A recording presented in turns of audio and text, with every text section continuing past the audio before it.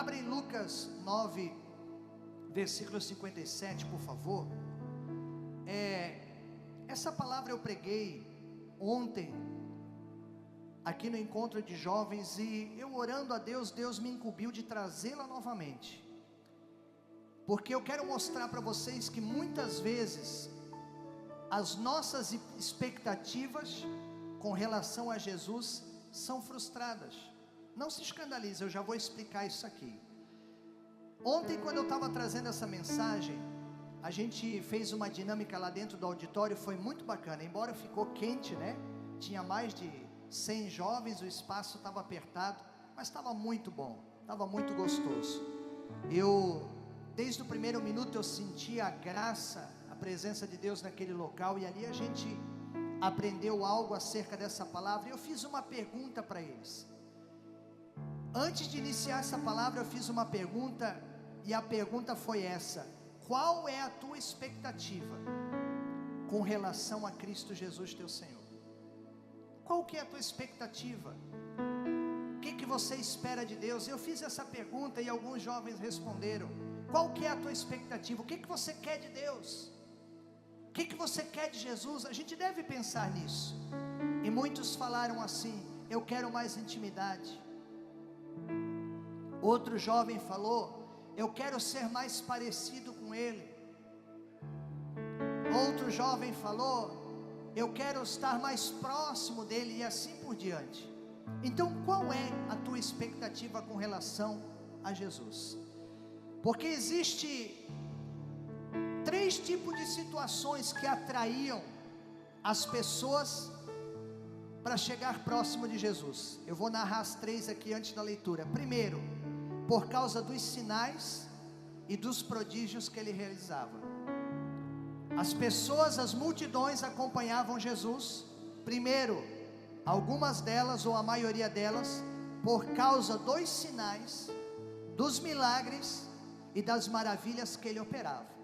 Então essa é a primeira circunstância, porque Jesus estava cercado de uma multidão. Segunda, por causa da multiplicação de pães.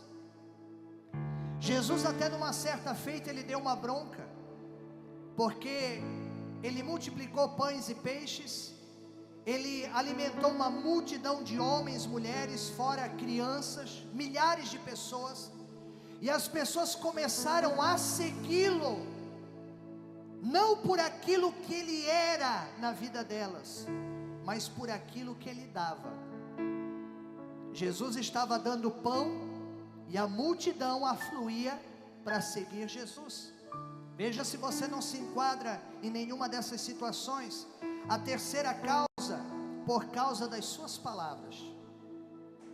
Pedro, diante de uma pregação difícil de Jesus, uma pregação da qual o Senhor mostrou o porquê e o para que ele veio, e ele disse assim, do comprometimento com a sua palavra, ele disse assim, quem não comer do meu corpo e quem não beber do meu sangue não tem parte comigo, não tem nada a ver comigo, não é meu discípulo, não é meu amigo, não é meu filho, não é meu servo, quem não comer do meu corpo e beber do meu sangue. Muitos se escandalizaram. Jesus estava cercado de uma multidão, e quando ele olha para os discípulos, ele pergunta: vocês também vão me abandonar? Só restou os 12, restou poucas pessoas, poucos seguidores, e um daqueles se levanta, e o nome dele é Pedro, dizendo assim, Senhor, para quem nós iremos, se só tu tens as palavras de vida eterna? Esse é o terceiro tipo de pessoa, o terceiro tipo de circunstância que atrai multidão para seguir a Jesus. E nós vamos ler aqui que Jesus, ele muitas vezes, ele frustra as nossas expectativas, mas é porque a nossa esperança não está firmada no coração de Deus. As nossas expectativas estão naquilo que a gente pode receber, e muitas vezes a gente veio para Cristo dessa forma, através daquilo que Ele poderia nos dar. E pode ver que muitos de nós foi assim. Chegamos até Jesus por causa de problemas, para Ele realizar um milagre. Chegamos a Jesus para ver sinais e maravilhas, algo acontecer na nossa casa, na nossa família. Talvez a gente ouviu falar de uma boa palavra, de uma boa pregação, de algo que muda a vida. Talvez uma dessas 3 circunstâncias nos atraíram, mas Jesus, Ele exige de nós um comprometimento muito mais profundo do que só olhar para Ele por aquilo que Ele pode nos dar. Preste muita atenção nessas palavras. E ele diz assim, a palavra de Deus diz assim, Lucas 9:57, quando andavam pelo caminho, um homem lhe disse: eu te seguirei por onde quer que fores. Isso aqui é uma declaração boa, sim ou não? Você já notou quantas vezes a gente canta: eu gastarei a minha vida aos teus pés? Quem é que já cantou essa frase dos louvores? A maioria, né? Eu gastarei a minha vida aos teus pés, Senhor. Eis-me aqui. Lá no Evangelho de Mateus fala que este primeiro homem era um fariseu, era um mestre da lei, um conhecedor da palavra. E ele pergunta para Jesus: Senhor, eu te seguirei por onde quer que fores. Ele tinha uma expectativa, mas Jesus frustra as expectativas dele, porque a expectativa dele não estava alinhado com o que Jesus queria da vida dele. Você já vai entender. Aí ele falou assim, eu te seguirei por onde quer que fores, Senhor. Aí Jesus respondeu: as raposas têm suas tocas, e as aves do céu têm seus ninhos, mas o Filho do homem não tem aonde repousar a cabeça. Jesus está dizendo para ele: ei, eu não tenho pouso, eu não tenho morada, eu não tenho local de descanso. Até os animais têm isso. Raposa tem toca, aves do céu têm ninho, mas eu, nesta terra, não tenho nada para te oferecer. Você consegue imaginar isso? Aquele rapaz dizendo, como muitas vezes nós declaramos: Senhor, eu vou te servir, não importa o que aconteça. Mas diante do primeiro problema, diante da primeira falta, diante da primeira dificuldade, a pessoa abandona Jesus. Só que Jesus não prometeu bens nessa terra. O que Jesus prometeu para nós, e está registrado na palavra, é a vida eterna através do seu sacrifício. Vida eterna. O que a gente ganha aqui é fruto de esforço e fidelidade. O que nós ganhamos nessa terra é fruto de esforço e de fidelidade. É fruto disso, do teu esforço de acordar cedo, de repousar tarde, de granjear o teu pão. Mas a palavra também diz que se você fizer isso, sem que o Senhor edifique a tua casa, Salmo 127, é inútil.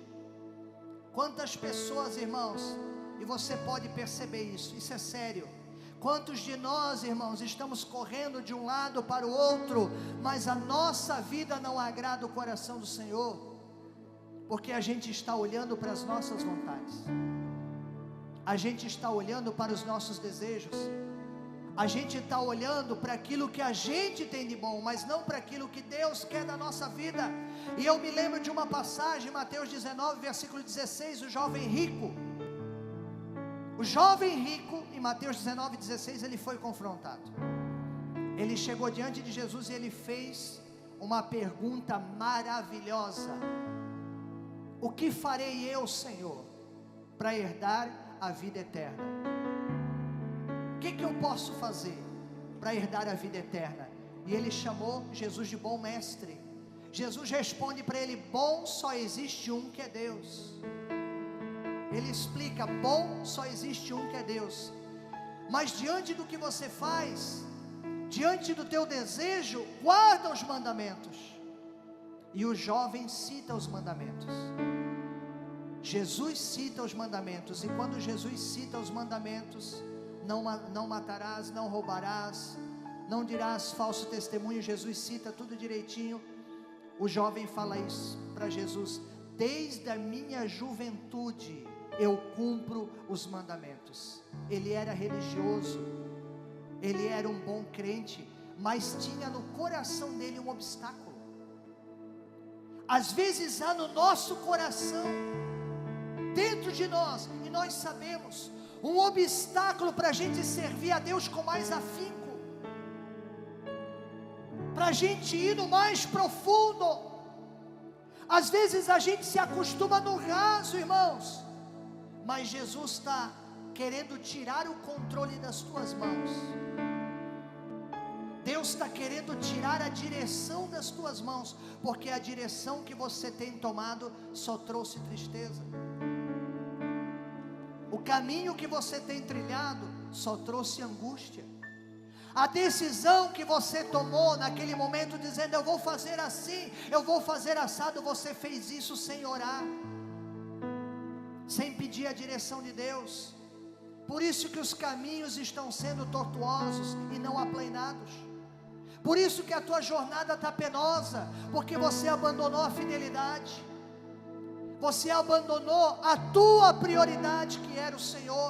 Por isso que ele fala para o jovem rico: guarda os mandamentos, rapaz. E ele fala: eu guardo desde a minha juventude. Aí Jesus, conhecendo o Corá, o que Jesus conhece? A gente pode esconder dos homens, mas de Deus é impossível. Jesus, conhecendo o coração daquele jovem, que fazia tudo direitinho, faltava para ele uma coisa. Veja bem que Jesus falou para ele. Jesus não disse assim, ó, vai, vende os teus bens e coloca no gasofilácio na igreja, no templo. Não, ele falou assim, ó, tu tens um obstáculo.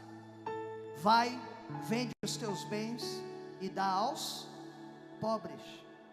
Aí você terá um grande tesouro no céu. Depois vem e segue-me. O que é que te impede? O que é que me impede, irmão, de servir a Deus dessa forma? De a gente ter força de largar tudo, largar todos, de abrir mão às vezes da vida, por amor à palavra. Irmãos, não existe pessoa que abra mão da própria vida para servir a Jesus, que não venha a ser uma árvore frondosa que abençoa a vida de muitas pessoas, que alimenta a vida de muitas pessoas. Por isso que as nossas palavras e as nossas canções não podem ser canções hipócritas, que a gente fala uma coisa com os lábios, mas o coração está distante. Não, Deus quer que o nosso coração seja dele, que a nossa prioridade seja ele. Então aquele jovem rico, diz a palavra em Mateus 19:16, que ele retirou-se triste, porque ele era dono de muitas propriedades. O que adianta levantar o império? O que adianta ganhar o mundo inteiro, irmãos, mas a alma se perder? O coração distanciado. Você está vendo a importância disso? Quem está entendendo a pregação, levante a mão. Você está entendendo? O que adianta nós não abrirmos mão daquilo que Jesus nos cobra, para abrirmos mão, mas andar nessa terra com uma vida frustrada? O que é que nos diferencia, irmão, das pessoas que estão nesse mundo? O que é que te faz diferente? O que é que faz com que você não seja igual às pessoas do mundo? É esse comprometimento, é essa negação de si mesmo. Mateus 6:33, a palavra diz: buscai, pois, em primeiro lugar o reino dos céus e a sua justiça. Duas coisas: o reino e a justiça de Deus, e as demais vos serão acrescentadas. Sabe o que é que vai ser acrescentado? Eu vou falar para você: roupa, comida e bebida. Esse é o contexto. Deus, ele vai suprir as nossas necessidades, diga glória a Deus por isso, mas ele quer que você supra a expectativa que ele tem de você. Ele promete que vai guardar a tua vida e não vai faltar nada, mas você deve surpreender, entre aspas, porque não tem como surpreender o Senhor. Ele não é pego de surpresa.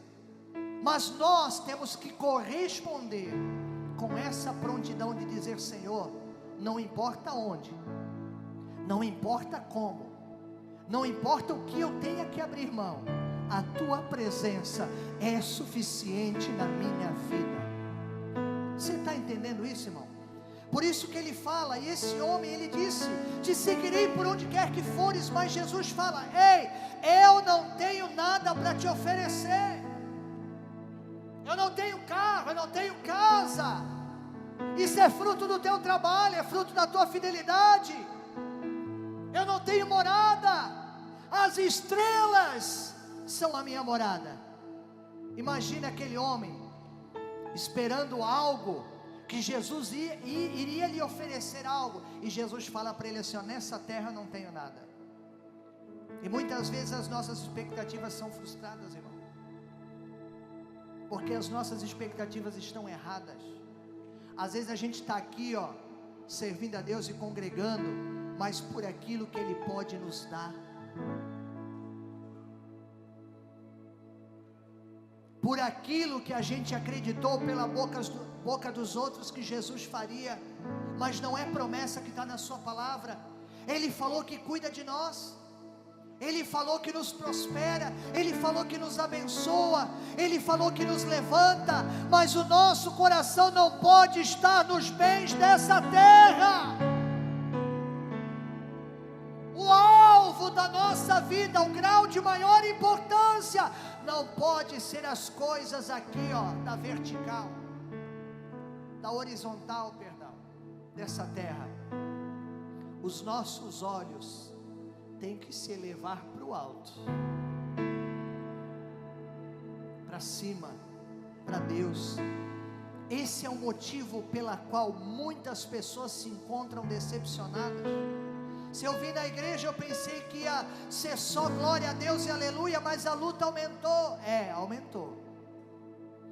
Eu vim para a igreja, eu pensei que eu ia ganhar, eu perdi. Você perdeu. Eu vim para a igreja, eu pensei que eu ia fazer um monte de coisa, eu não estou fazendo nada. Você está estacionado. Mas uma coisa você não perdeu: o chamado, a voz daquele que brada no coração: vinde, meu filho amado, vem, meu filho amado. Deus está te chamando para algo mais profundo. Deus está tirando você do raso. Seguir-te-ei por onde quer que fores. Mas não ponha a tua expectativa errada. Você quer ver um negócio? Os 2 discípulos no caminho de Emaús, eles estavam tristes, diz a palavra, porque Jesus, a quem eles esperavam que ia se manifestar e destruir o governo romano, havia morrido. Pedro já tinha corrido no túmulo, visto o túmulo vazio. As mulheres já tinham chegado, a pedra já estava removida, mas aqueles discípulos estavam distantes, caminhando para casa, entristecidos. De repente aparece um homem que nós conhecemos muito bem quem ele é, e esse homem inicia uma conversa, e esses rapazes começam a contar o que tinha acontecido, que havia um homem que morreu na cruz, que prometeu ressuscitar e um monte de coisa. Ele falou assim: ó, mas você não sabe disso? Você não entende disso? Você não está entendendo o que aconteceu aqui em Israel? Aí Jesus pergunta para ele: mas o que aconteceu? E eles narram a história, com o coração entristecido. Irmãos, a expectativa daqueles 2 discípulos era uma expectativa errada, por isso eles se frustraram. Eles esperavam que Jesus ia se manifestar ali, ó, da forma que eles queriam que Jesus se manifestava, mas Jesus não faz o que a gente quer, Ele faz o que Ele quer, da forma que Ele quer e a hora que Ele quer. E a gente tem que dizer amém. Sabe por quê? Ele é soberano, Ele é Senhor, Ele é eterno, Ele tem o governo e o domínio em suas mãos. Muitas vezes a gente quer algo agora, mas aquilo que a gente quer vai ser a destruição da nossa vida. Por isso que Ele fala: filho, espera, aguarda. E às vezes você quer na hora, mas Deus não é que nem um pai terreno. Deus é um bom pai que sabe dar as coisas certas na hora certa.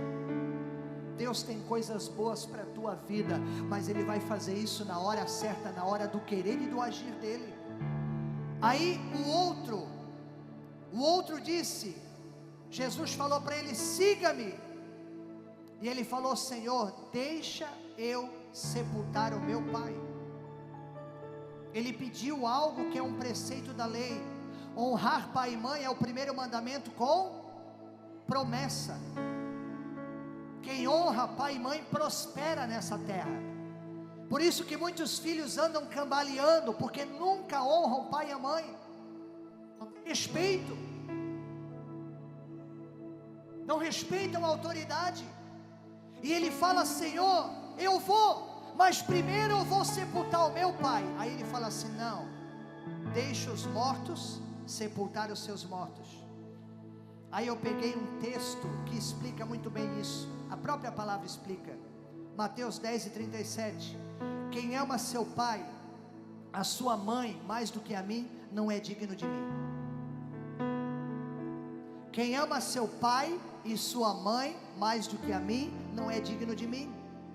Quem ama seu filho, escuta só, ou sua filha, mais do que a mim, não é digno de mim. E quem não toma a sua cruz e não me segue, não é digno de mim. Ei, não pode haver ninguém entre você e Cristo.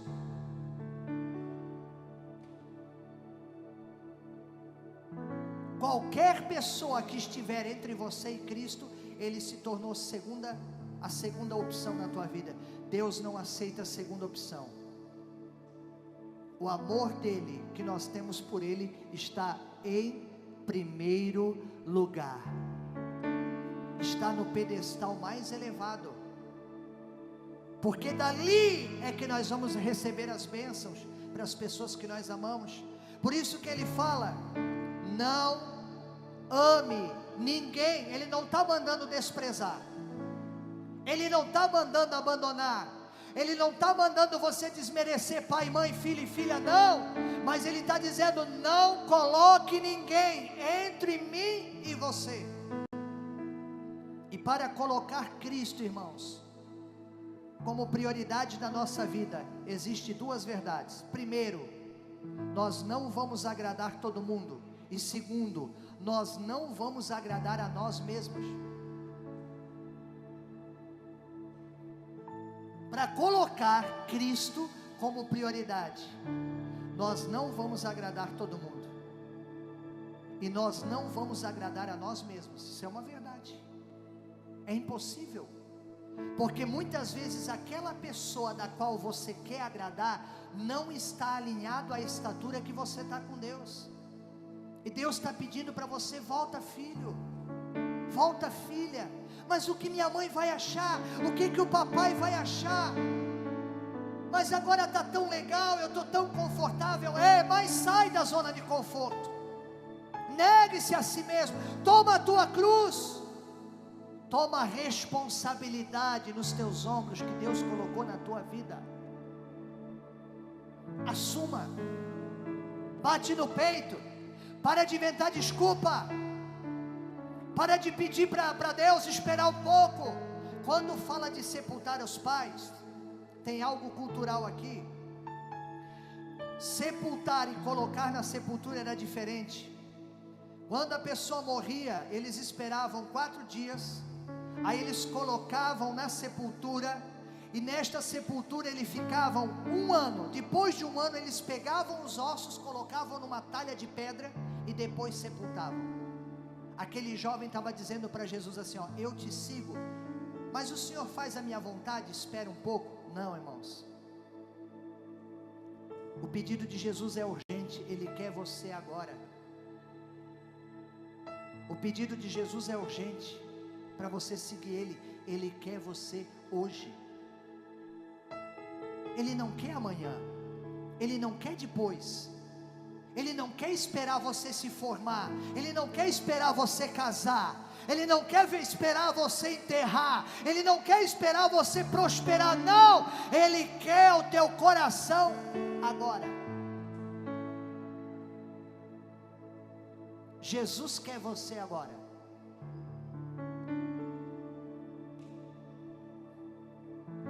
tem como a gente dizer: Senhor, espera um pouco. Aí o terceiro personagem fala para Jesus: te seguirei, Senhor, mas primeiro deixa eu me despedir da minha família. Sempre tem desculpa, tem ou não tem? Tem ou não tem?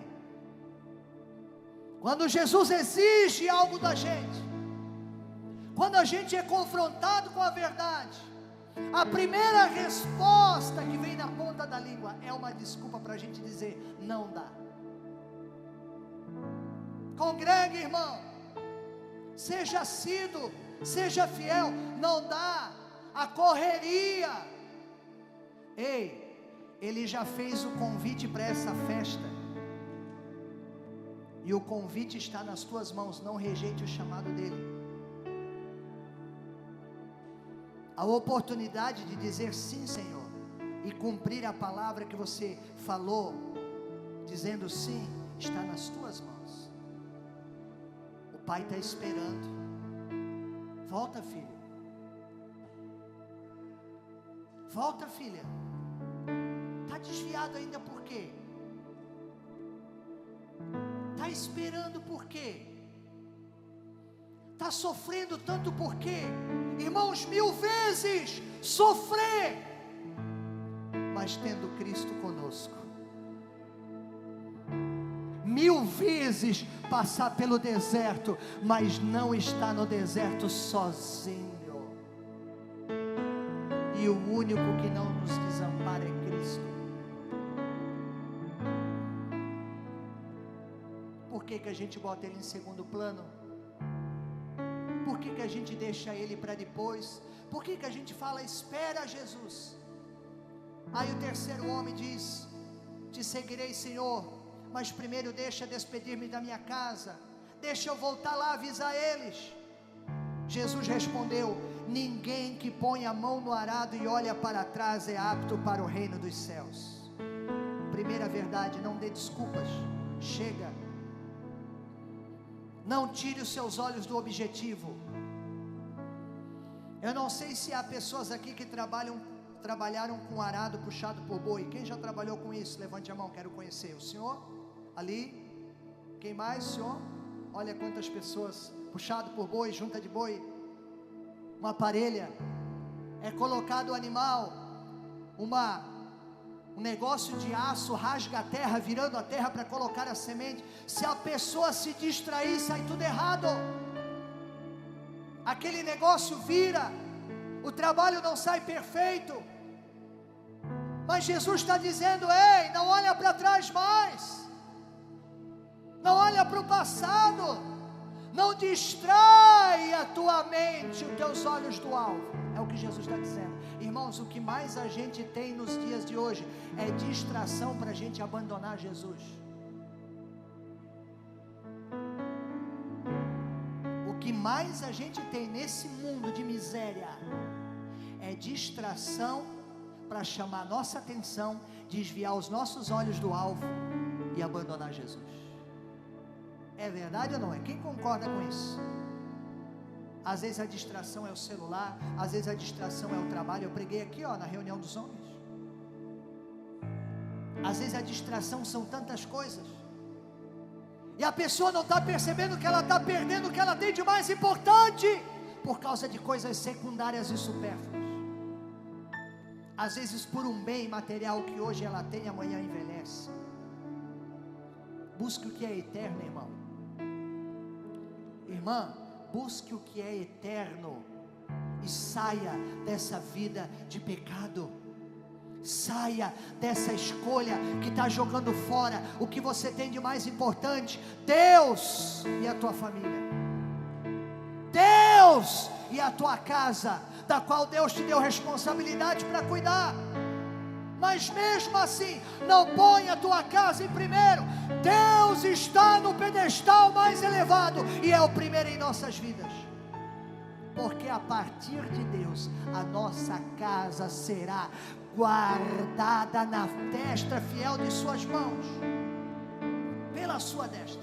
Aí o terceiro, eu vou seguir, ele falou assim: quem olha para trás, Quem põe a mão no arado, ei, Deus te chamou para uma vocação e para um trabalho, não dá mais de retroceder, já era, meu irmão.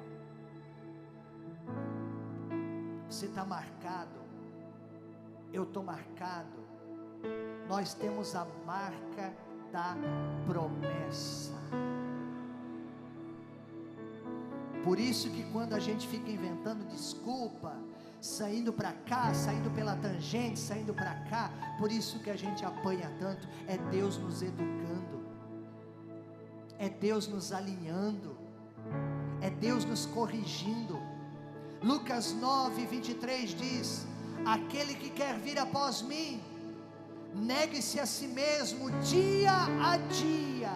Cada dia a gente mata um leão, sim ou não? Para a gente servir a Deus, cada dia não é um leão que a gente mata, um urso que a gente mata? Quem é que está nessa comigo, irmão? Cada dia é um gigantão. Lucas 9:23: aquele que quer vir após mim, negue-se a si mesmo. A tua expectativa não deve estar à frente daquilo que Deus quer para a tua vida. Eu sonho isso, eu sonho aquilo, eu vou fazer isso, eu vou fazer aquilo. Senhor, é o que tu queres? É o que tu desejas? Esse é o caminho para a minha vida. Ora primeiro, busca primeiro e espera a resposta.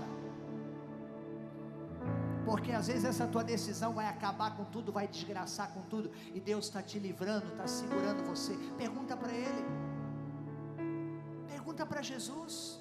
Pare de tomar decisão, às vezes que nem um tolo. Se eu vou fazer isso, vou fazer aquilo. Não, diga a frase que Jesus Cristo falou para o seu Deus e Pai: Pai, seja feita a tua vontade e não a minha. Ainda que a gente tenha que ir para a cruz, ainda que a nossa caminhada seja uma caminhada de deserto, ainda que a nossa jornada seja uma jornada solitária, Senhor, seja feita a tua vontade. Essas três verdades nós aprendemos. Entre você e Cristo não pode haver obstáculo, distrações, nem dinheiro, nem poder, nem fama, nem coisas, nem objetos pode ocupar a tua mente antes de Cristo. É a primeira verdade que nós aprendemos. A segunda verdade: ninguém pode estar entre você e Cristo. Não deixa ninguém roubar a tua atenção. Não deixa ninguém roubar o teu coração. Ame as pessoas, ame elas como a si mesmo, ame elas como Cristo te amou. Mas o teu primeiro amor tem nome. O meu primeiro amor tem nome. Aleluia, aleluia. O nosso primeiro amor tem nome. Está aqui, irmãos, ó, Yeshua, Emanuel, Deus conosco, Jesus Cristo, nosso Senhor. Esse é o nosso maior amor. Não deixe ninguém estar entre você e Cristo. E o terceiro grupo, se prepare: não tire os teus olhos do objetivo. Você está arando uma boa terra. Escuta aqui, cristão, olha para mim aqui, gente. Você está arando uma boa terra, e essa terra trará os seus frutos. Continua. Não tire os teus olhos do objetivo. Você colocou a mão no arado, não olha mais para trás, não. O que foi, já foi. Águas passadas não movem moinho. Olha para frente. Diga assim, ó: eu tenho um alvo. Fala assim, ó: o meu alvo é Cristo. Nós temos um alvo. Nós temos um objetivo. E Deus vai nos dar condição de alinhar muitas pessoas nesse objetivo maravilhoso, que é a sua palavra, que é a sua vontade. Irmãos, eu quero fazer algo aqui, em nome do Senhor Jesus Cristo. Eu sei que tem pessoas aqui, ó, que precisam voltar ao primeiro amor. Precisa. Talvez você tenha um título, talvez você recebeu uma carteirinha, talvez você tenha uma posição. Nada disso vale se o teu coração não for de Jesus, se a tua prioridade não for Jesus. Amém? Se coloque de pé, por favor.